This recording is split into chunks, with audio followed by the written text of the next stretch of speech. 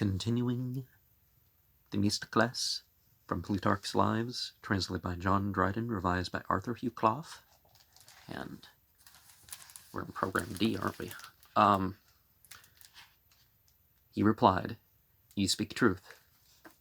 I should have never been famous if I had been of Seriphus, nor you, had you been of Athens." When another of the generals, who thought he had performed considerable service for the Athenians, boastingly compared his actions with those of Themistocles, he told him that once upon a time, the day after the festival, found fault with the festival. "On you there is nothing but hurry and trouble and preparation, but when I come everybody sits down quietly and enjoys himself," which the festival admitted was true. "But if I had not come first, you would not have come at all." Even so, he said, if Themistocles had not come before, where you had been now, laughing at his own son, who got his mother, and by his mother means his father also, to indulge him. He told him that there had been the most power of any one in Greece, for the Athenians command the rest of Greece. I command the Athenians, your mother commands me, and you command your mother. Loving to be singular in all things, when he had land to sell, he ordered the crier to give notice that there were good neighbors near it. Of two who made love to his daughter, he preferred the man worth to the one who was rich, saying he desired a man without riches rather than riches without a man. Such was the character of his sayings. Well, some would say, well, why are you letting guys take turns on your daughter? But after these things, he began to rebuild and fortify the city of Athens, bribing, as Theopompus reports, the Lacedaemonian ephors, not to be against it, but, as most relate it, overreaching and deceiving them, for, under the pretext of an embassy, he went to Sparta, whereupon the Lacedaemonians, charging him with the rebuilding the walls, and Polyarchus coming on purpose from Aegina to denounce it, he denied the fact, bidding them to send people to Athens to see whether it were so or no, by which delay he got time for the building of the wall, and also placed these ambassadors in the hands of his countrymen as hostages for him. And so, when the Lacedaemonians knew the truth, they did him no hurt, but, suppressing all display of their anger for the present, sent him away. Next, he proceeded to establish the harbor of Piraeus, observing the great natural advantages of the locality, and desirous to unite the whole city with the sea, and to reverse in a manner the policy of ancient Athenian kings, who, endeavoring to withdraw their subjects from the sea, and to accustom them to live, not by sailing about, but by planting and tilling the earth, spread the story of the dispute between Minerva and Neptune for the sovereignty of Athens, in which Minerva, by producing to the judges an olive tree, was declared to have won, whereas Themistocles did not only knead up, as Aristophanes said, the port and the city into one, but made the city absolutely dependent, and the adjunct of the port, and the land of the sea, which increased the power and confidence of the people against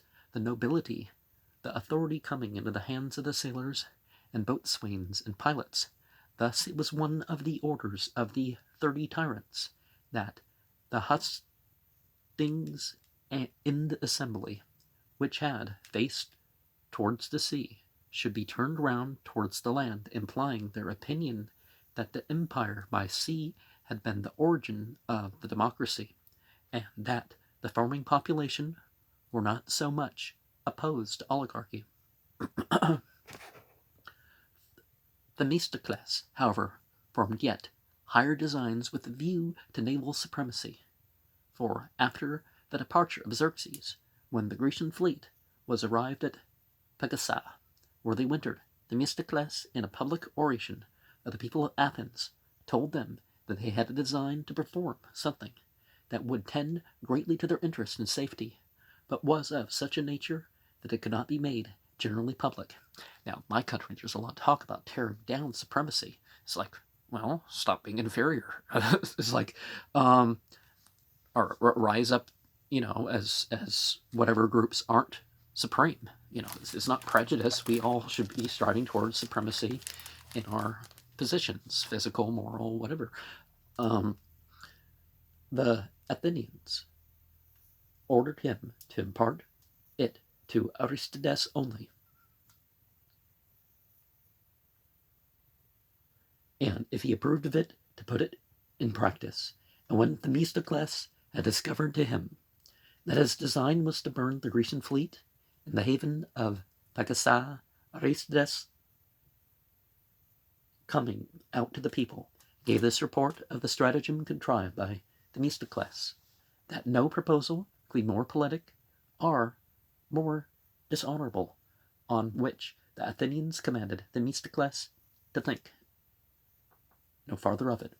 When the Lacedaemonians proposed at the general council of the Amphictyonians that the representatives of those cities which were not in the league nor had fought against the Persians should be excluded, Themistocles, fearing that the Thessalians, with those of Thebes, Argos, and others being thrown out of the council, the Lacedaemonians would become wholly masters of the votes, and do what they pleased, supported the deputies of the cities, and prevailed with the members then sitting to alter their opinion on this point, showing them that there were but 31 cities which had partaken in the war, and that most of these also were very small. How intolerable would it be if the rest of Greece should be excluded, and the general council should come to be ruled by 2 or 3 great cities? By this chiefly he incurred the displeasure of the Lacedaemonians, whose honors and favors were now shown to Cimon, with a view to making him the opponent of the state policy of Themistocles. He was also burdensome to the confederates, sailing about the islands and collecting money from them. Herodotus says that, requiring money of those of the islands of Andros, he told them that they had brought with him 2 goddesses, Persuasion and Force, and they answered him that they had also 2 great goddesses, which prohibited them from giving him any money: poverty and impossibility. Themistocles, the Rhodian poet, reprehends him somewhat bitterly for being wrought upon by money to let some who were banished return, while abandoning himself, who was his guest and friend.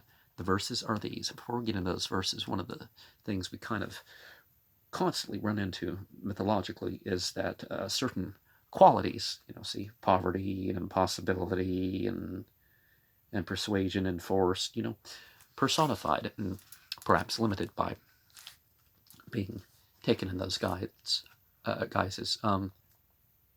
Pausanias he may praise, and Xanthippus he before, for Leutacidas a third. Aristides I proclaim, from the sacred Athens came, the one true man of all, for Themistocles Latona doth abhor, the liar, traitor, cheat, who to gain his filthy pay, Themistocles his friend neglected to restore to his native Rhodian shore. 3 silver talents took and departed, curses with him on his way, restoring people here, expelling there, and killing here, filling evermore his purse, and at the isthmus gave a treat to be laughed at of cold meat, which they ate and prayed the gods someone else might give the feast another year.